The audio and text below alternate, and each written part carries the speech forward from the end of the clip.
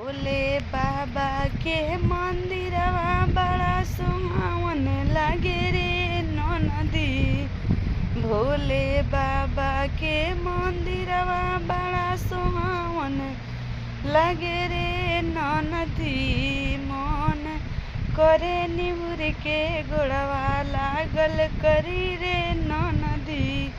मन करे निहुर के गोड़वा लागल करिए ननदी। शिव गुरु के चरचवा बड़ा सुहावन लागे रे ननदी।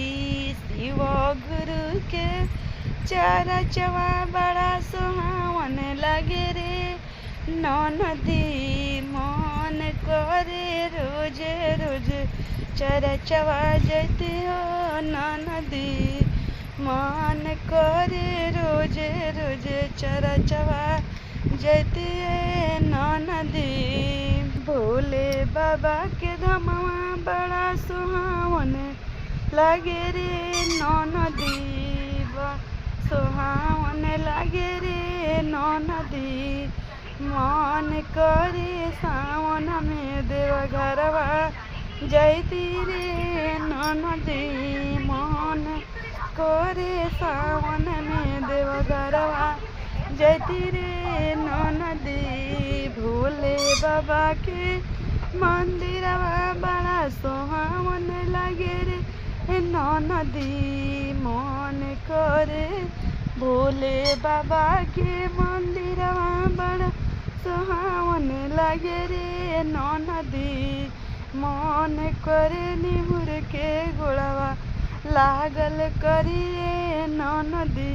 मन करे निहुर के गोड़वा लागल करी रे ननदी। भोले बाबा के भंगिया धथुरवा सुहावन लागे रे ननदी। भोले बाबा के भंगिया धथुरवा सुहावन लागे रे ननदी।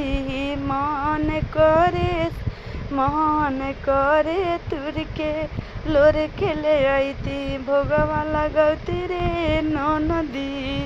मन करे चकर के हम भोगवा लगौती रे ननदी।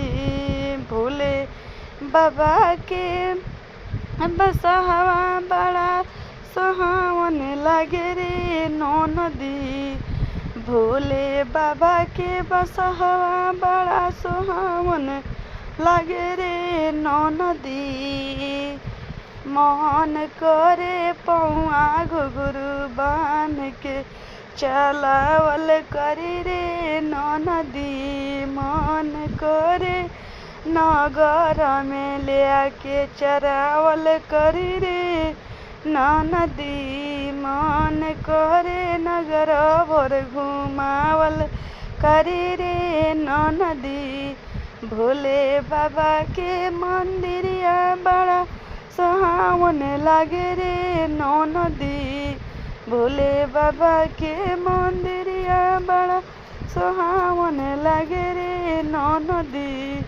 मन करे निहुर के गोड़वा लागल करी रे ननदी। मन करे निहुर के गोड़वा लागल करी रे ननदी।